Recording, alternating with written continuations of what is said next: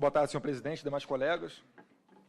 Inicialmente, senhor presidente, eu tenho que destacar aqui uma foto do doutor Salomão Ximenes, aqui fazendo propaganda de apoio ao PSOL, expondo a sua ideologia sem problema nenhum, sua preferência aqui em, provavelmente, apoio à LGBT, faixas fora Temer.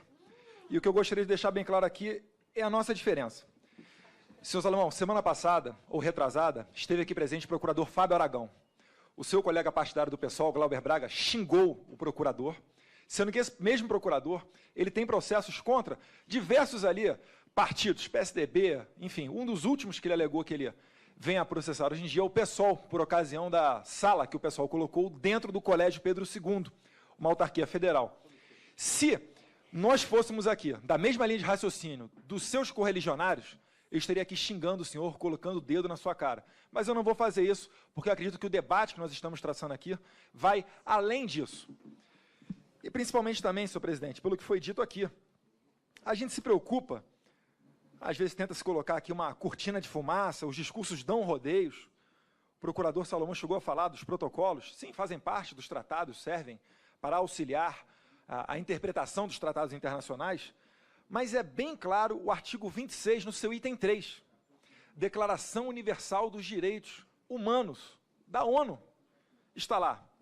Aos pais pertence a prioridade do direito de escolher o gênero de educação ao dar aos filhos. Acabou, não há discussão. Qualquer outra coisa que venha colocar aqui é rodeio. Prezado doutor Vitor, entendo como genuína a sua preocupação com relação a ocorrer uma avalanche de denuncismo. Porém, o projeto ele não cria direito. Esses direitos aqui eles já existem. Não vai ocorrer uma avalanche de denúncias, até porque não é muito do feitio brasileiro fazer esse tipo de coisa. Agora, nós aqui nas ruas, nós deputados andando pelas ruas, são mais do que centenas aqueles que chegam e trazem ao nosso conhecimento problemas com esses do vídeo. E as pessoas não sabem mais o que fazer. E levam ao deputado pedindo, pelo amor de Deus, Eduardo, o que eu faço? Que eu não aguento mais, eu estou a ponto de sair da escola, ou de entrar numa luta corporal com o meu professor, e ninguém quer isso. Sabe quando? Todo respeito, não estou falando que é a ideologia do doutor, mas sabe quando, prezado presidente Rogério, o pessoal da esquerda vai ser a favor do projeto Escola Sem Partido? Nunca. Quando os professores e alunos de esquerda começarem a ser cuspidos por irem com camisa de Che Guevara para as escolas, quando eles forem impedidos de participar de reuniões para eleições de unis ou de centro acadêmicos, aí sim, eles não percebem que, hoje em dia, a esquerda tem a maioria nas escolas. Mas que se amanhã, professores de outras ideologias tomarem as escolas e aplicarem essa nefasta ideologia deles, onde os fins justificam os meios, aí, senhor presidente, eles vão pedir de joelhos, pois eles não vão aguentar 1 minuto de sala de aula nesse ambiente. Finalizo aqui para concluir que o que nós estamos tratando aqui, pelo amor de Deus, não é ensinar teoria, o criacionismo ou darwinismo, ou se vai poder se falar de Karl Popper ou somente de Karl Marx. Não é isso que nós estamos tratando. A gente está tratando aqui desses casos esdrúxulos, que merecem punição, mas não são punidos, por quê? Porque dentro do âmbito administrativo, quem julga esse tipo de professor é exatamente aquele que faz parte da mesma corrente doutrinária dele. Então, para eles, está tudo normal. E aquele que fala qualquer coisa contrária, ser taxado de fascista ou de nazistas, é isso mesmo. Essa é a normalidade deles, não a nossa. E é por isso que nós aqui, cada vez mais, estamos aumentando a bancada conservadora. Quero crer que em 2018 estenderemos ainda mais, e com a esquerda fazendo a propaganda de graça para a gente. Muito obrigado, senhor presidente. Muito obrigado, Luciano. Vossa Excelência tem a palavra para suas ponderações. Senhor presidente, senhoras e senhores deputados, o Brasil que nos assiste via os veículos de comunicação da Câmara dos Deputados, os nossos debatedores convidados, muito obrigado por terem vindo e exposto aí os seus pensamentos. Senhor presidente, a realidade é uma só. Nós acordamos tarde demais. O Brasil adormeceu por quase 2 décadas. E por quase 2 décadas, a esquerda brasileira dominou o ensino brasileiro. O ensino de educação, quer seja ele em qualquer um dos níveis. Tendo a esquerda dominado o ensino durante 20 anos, e nós acordamos tão tarde, eles se prepararam de todas as formas possíveis. E agora, nesse acordar tardio, ficamos patinando por aqui. Eu tenho dificuldade de acreditar que esse projeto vai passar aqui na Câmara. Estou aqui porque acredito que, mais do que esse projeto ser aprovado, é a contribuição dele hoje para a sociedade brasileira. As pessoas estão acordando, os vídeos estão aí. Podem falar o que quiser. Entre a prática e a fala existe uma avenida de diferença. O nobre senhor Salomão expôs aqui, de maneira catedrática, tecnicamente, expôs e falou sobre todos os tratados. Só que entre a fala e o que nós vimos no vídeo, há uma distância muito grande. E não são casos pontuais, não é um casinho aqui, outro ali, outro acolá. Então, nosso debate aqui é mais para tentar prevenir que outros alunos venham sofrer, como esses que aqui estavam, sofreram, do que outros pensamentos. Quando se fala aqui em debate no campo de ideias, que a escola tem que ser um campo de ideias, como disse aqui o doutor Victor Salles, eu também concordo com isso. Mas eu queria fazer uma pergunta aqui. Um debate de campo de ideias entre professor e aluno não seria covardia? Seria uma covardia, porque é um mestre que já vem pronto, ele tem a imagem de um herói. O herói vem para crianças, nós vimos ali criancinhas de 4, 5 anos segurando cartazes, falando sobre PEC. Eu tenho 44 anos de idade, vim aprender o que é PEC há menos de 6 anos, aqui no Parlamento Brasileiro. Isso é uma pessoa que tem outro tipo de formação. Então, falar que não acontece na escola é um absurdo. Todas as pessoas que aqui vieram e falaram contrários à escola sem partido usaram os mesmos argumentos, mas nenhuma conseguiu convencer ninguém. Por isso que a maioria deles não vem para a escola sem partido. A própria manifestação agora da ONU, que eu já tenho dúvidas, esse documento que chegou aqui, eu não tenho tempo de falar sobre ele, vou fazer chegar à mão de Vossa Excelência, como presidente dessa comissão e do nosso relator, para que seja questionado de fato a veracidade das informações que foram dadas, porque eu tenho muitas dúvidas quando a imprensa, principalmente esquerdista, noticia fatos como esse. Eu fui presidente da Comissão de Direitos Humanos e uma vez eu sofri retaliação da Anistia Internacional. Eu fiz questão de ir ao Rio de Janeiro conhecer o escritório da Anistia Internacional, porque o nome é pomposo e poderoso. Cheguei em uma sala que tinha uma mesa e um telefone, e a pessoa ia lá a cada 25 dias, um único representante no Brasil, falar para uma organização tão poderosa. Então, eu tenho dúvidas acerca desses posicionamentos. Só se Excelência me permite concluir. Então, fica aqui mais uma vez. O que eu penso que aconteceu com o nosso país está baseado na crise moral. Se você apertar a esquerda, eles vão dizer assim, não, a solução do país, no meio da crise política, no meio da crise econômica, é a educação. Sim, só que a educação só do viés deles, a educação pública, onde os nossos filhos são doutrinados. E ao serem doutrinados, nós não geramos mais intelectuais, geramos uma série de meninos e meninas que são mini-revolucionários. Revolucionários capazes de fechar escolas, de provocar morte dentro das escolas, e poucas pessoas falam sobre isso.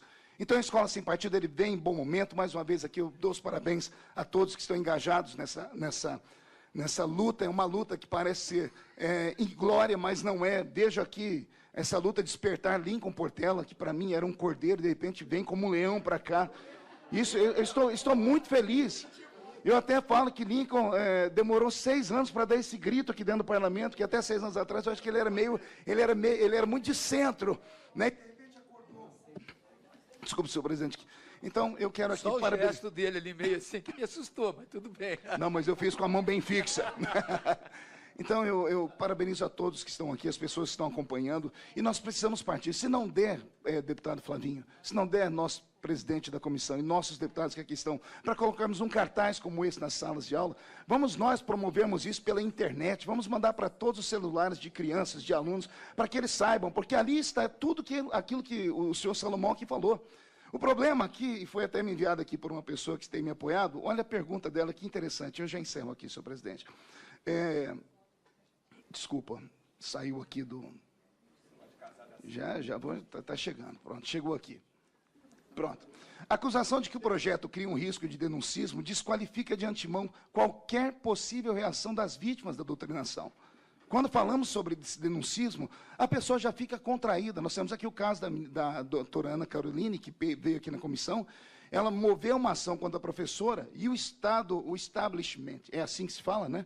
E toda a esquerda vieram para cima dela, ela está sofrendo, ela não está podendo nem andar nas ruas de Santa Catarina. Então, quando a pessoa faz o denuncismo, como fica? E o ECA, aqui no seu artigo 70, diz assim, é dever de todos prevenir a ocorrência da violação dos direitos da criança e do adolescente. Ou seja, o Estado tem que prevenir. E vai prevenir de que forma? Se não falar para os alunos os direitos que eles têm. E Escola Sem Partido está ali. 6 deveres que todos os alunos precisam saber. Muito obrigado, senhor presidente. Nesse momento, ao deputado Jair Bolsonaro. Serei bastante breve, senhor presidente, até porque eu não... até porque eu não sou daqui. Eu vou começar com uma boa notícia, uma excelente notícia. No início desse mês, o Paraná Pesquisa fez uma pesquisa em Minas Gerais, para presidente da República. E no extrato da garotada entre 16 e 24 anos, Lula está com 20% e eu aqui estou com 30%. É sinal que nós estamos recuperando, presidente. Quando se fala em direita, Lincoln Portela, com todo respeito à Vossa Excelência, a gente não pode criticar a direita. Até há poucos meses não existia direita no Brasil. Era palavrão. Eu sempre fui direita. Se hoje em dia nós temos problemas, com vários colegas aqui conservadores, pastores, evangélicos, etc. Imagine em 91, quando eu cheguei sozinho aqui. Era pancada o tempo todo. Agora, eu mantive o fogo.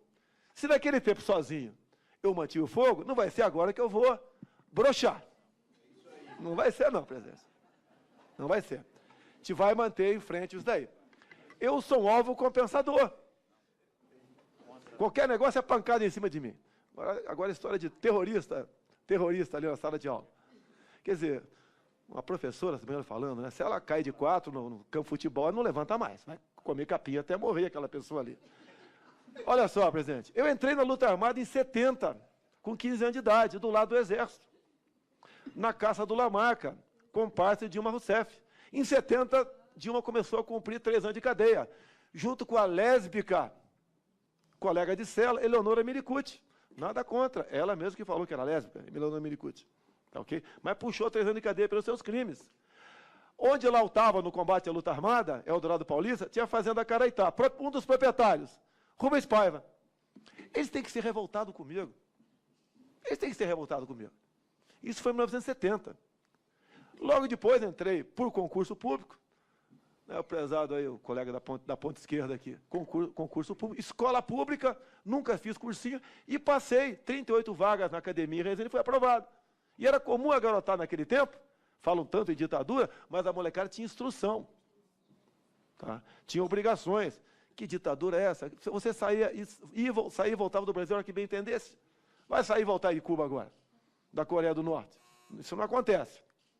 Então nós tínhamos democracia, tínhamos liberdade, e em 87, uma tresloucada resolveu fazer uma matéria na Veja, ela sozinha, me acusando que eles são terroristas. Daí botaram o nome do plano, Beco Sem Saída. Olha, eu estou aqui. Não fui absolvido por aquele processo no STM, porque não foi julgado, foi arquivado. Tamanhas imbecilidades que escreveram a meu respeito. Queriam acusar o capitão Jair Bolsonaro como se fosse um terrorista, e o Lamarca como se fosse um herói, que matou um soldado em São Paulo, uma guarita, que executou um policial federal no Rio de Janeiro, que cometeu tantos caminhão de armas, que matou a coronhadas o tenente Alberto Mendes Júnior no Vado Ribeira. Queriam botar em 87, isso. Até eu me encontrei com a jornalista Cássia Maria Rodrigues, que fez aquela matéria. A minha vida dá mais que uma novela. Não é essa patifaria que o Globo está fazendo agora, que os dias eram assim. Porque Roberto Marinho começa, editorial de 7 de outubro de 84, começa o seguinte: participamos da Revolução Democrática, participamos.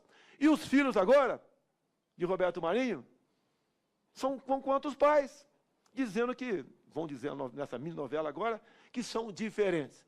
Então, senhor presidente, teria muito a falar, né? Mas encerrando, eu sou um alvo compensador. Estou muito feliz pela maioria que está aqui. Nós vamos vencer essa guerra. Agora, se quisermos realmente mudar esse Brasil, nós não podemos manter a esquerda na cadeira presidencial. Que seja a mais chucra da direita, mas que seja uma pessoa, um homem ou uma mulher, com vergonha na cara, que respeite a família brasileira, que respeite o povo brasileiro e que não tenha projeto para se perpetuar no poder. Muito obrigado, senhor presidente.